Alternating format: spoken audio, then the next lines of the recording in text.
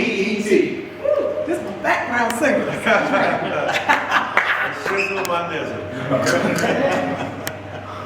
That was perfect. Oh my God, that was so good. Thank you guys. We know the scale and rate for that I know. Well, let me give y'all my spiel about it. I'll do something. Can I give them a little? Okay, hold on, everybody. I do a lot. Not work. Not work. No, I do a lot of work. No work. No go. That's what I said, not work.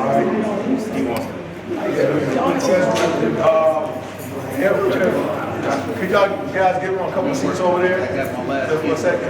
You know, give them a couple of seats. 2 or 3 more seats. Just so I know y'all got some single friends. I ain't finna move. Do it. Get it in, Kim. Get it in. Pops. So they give you 15 minutes in between the cuts. No, what you say there? Oh, I'm gonna be sitting right here in the baby chair. Just stay right there. We started like this. You got 6 kids.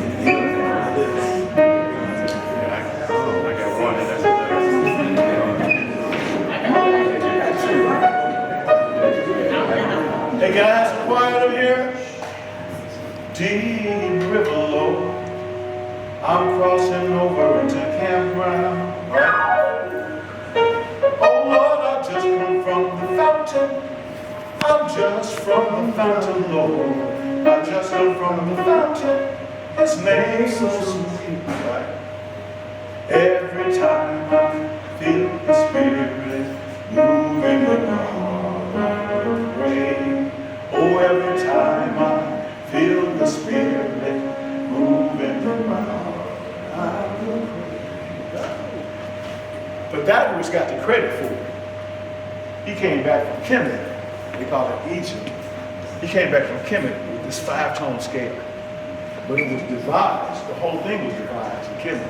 They had a whole bunch of different scales. They had scales where they put you in a chamber in a certain light, and they would play a certain scale to heal whatever was ailing you. But this scale that he brought back here had 3 components. The concrete world,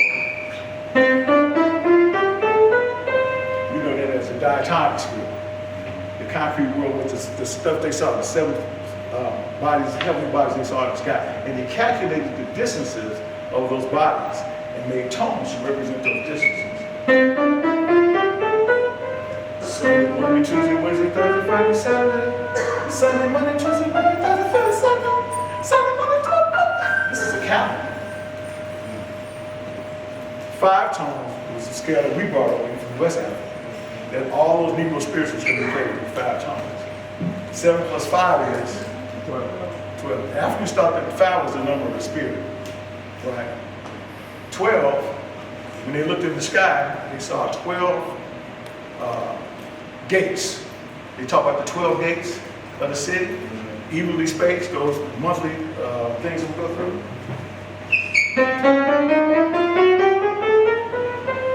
January, February, March, April, May, June, July, August, September, October, November, December, January, February. It's a solid calendar.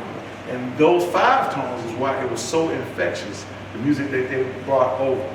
So our ancestors were singing these songs in the fields, in their, down by the riverside, in their sacred places. For years and years, all the time from 1619 until 1865, when the war came, right? Fisk was founded January 9th, 1866. So 5 months after the Civil War is over, all these black people in Tennessee are rushing to this place. Actually, it was out south of Nashville. It was the old Union Army barracks. They rushed to the place to learn how to read and count and better themselves because they were getting ready for freedom, right? The American Missionary Association had started this school along with the Freedmen's Bureau. So the Freedmen's Bureau started at Howard, right? They were the official government transitioning team to transfer bondsmen into freedmen. Well, the AMA started running out of money about 5 years into it. So I'm trying to make this short. So one of the guys at Fisk, who's the treasurer, named and George White, he said, well, you know, he had had a few of these kids singing all over Tennessee, all over Middle Tennessee. They were singing like Handel and songs of the day. They had gotten really famous. The lady I showed you out there in the lobby, Maggie Porter, she was the star soprano. She was singing the title role of Esther in the cantata of Esther by Handel, right? Well, 5 years into it, he said, look, I'm gonna take the kids out. We're gonna close the school, not without trying. So he takes them out, October 6, 1871. They just get on the train and say, we're gonna do something. I think his quote was, we're gonna root hard or die.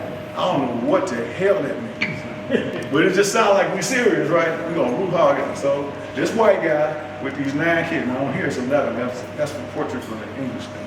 But 9 of them are original. And at first they were singing, you know, the same stuff they've been singing. Oh, Susanna, stuff by Sue Foster. They weren't singing the spiritual. When they started singing the spiritual, they started interjecting that into the repertoire.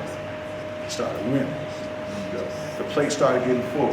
And the lady that's sitting at the piano right there, her name is Ella Shep. And she was a kid, her mom was going to drown her because the master was using her to tell him everything. So she was, the mom was going to drown her. And this old lady said, don't drown this child. Can't you see this child is destined to greatness? Right. This child is going to stand before kings and queens one day. This was the prophecy. She was able to take piano lessons. Her father bought her out of freedom, bought herself out of freedom, bought her out of freedom. Went to Cincinnati to get out of town, get out of Nashville. Found an old German lady to teach her piano. So when she came back to Fisk when it opened, she had piano teachers. She was George White's main partner in this Jubilee Singers. So he would go ahead of the troupe while she was practicing and get all the songs. When the spiritual started hitting, she'd get the song from her friends, Jenny Jackson. My grandmother knew Sweet Little Sweet Cherry. Thomas Rutledge was the one Tony used to sing. What's that song? I'm Out Here on Your Word.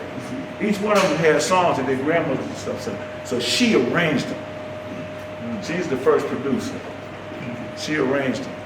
By the time they took October, by the time they got to Brooklyn, New York, I think it was December 23rd, 1871, they sang at a big ministers' convention. Who's the lady who wrote Uncle Tom's Cabin? Yeah, her brother, Beecher. Henry Ward Beecher. He was the big preacher. He was like, you know, Billy Graham. And so Henry Ward Beecher had them sing at the ministers' conference. They sang, they tore it up, and he said, everybody dig in your pockets, give up the money, and then on. It was butter. They made so much money that they bought the place, they bought this campus, and they started building the school. They got the AMA out of debt. 2 years later, they had friends in England who were abolitionists, and one of them was the Earl of Shaftesbury. So Shaftesbury was a known abolitionist, and he got the Jubilee Singers to come over. And then one night, they sang in front of his cousin, who happened to be Victoria Rachel, the Queen of England. And that's where the story comes. The legend says that she said they must be from a music city. Whether or not that happened, these people put Nashville on the map for music. They raised so much money that they built this building. Not only this building, but the money that they raised helped build Talladega, Tougaloo, helped them sustain Howard and Hampton. All that the AMA efforts and saved the AMA. So when they say that white started the school, yes they did. But they established it. With the music of our ancestors. It's an incredible story. I didn't get the story until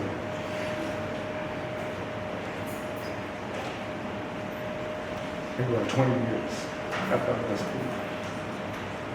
You know, I came in, I was a young whippersnapper. You know, I came in playing my like, watch me play this Chopin live. Blah, blah, blah. And David Lombard actually saw me in this room, right? In this room, and said, man, I think I'm gonna sign them guys. So he ended up signing us. But you know, at that time, I was just a kid from Chicago. You know, one of the better, huh? South or west side? West side. Okay. I ain't got no money left. See? West side, best side, baby. So yeah, the opportunity to come here, to be surrounded by this, to be a child of Du Bois, you know, the tradition of them and Du Bois and John Hope Franklin. You know, like I said, when I'm there talking, I was like, man, look at this guy. He's like directing the choir. I was like, man, you know, I admire everything about except for the fraternity. I can keep it moving. Hey, Jesus, but yeah, and so my piano teacher was actually our director. That was fantastic. And a few years after I started really understanding the story, I started being involved in alumni field. So I came back here. We had a big thing celebrating the 140th anniversary of his poetry, saying that you know, we were looking toward the 150th anniversary of Jubilee Singers. And I asked Brother Kennedy, I said, Brother Kennedy, has there ever been an organization of Jubilee Singer alumni? He said, George, I don't think there has been. I was like, what's wrong with us? You know, there's power in there. If these young people could build this university, you know, 5 years out of slavery, what can we do? Right. So that's when we organized and we started doing this. Yeah. We got maybe 8,000 alums, Fisk was total. And so we have to reach out. And one of the places I really want to reach out is into the Black music community, because they are the first Black superstar. They're the ones who turned this into a money-making venture. They're the first ones, you know. So if we can start getting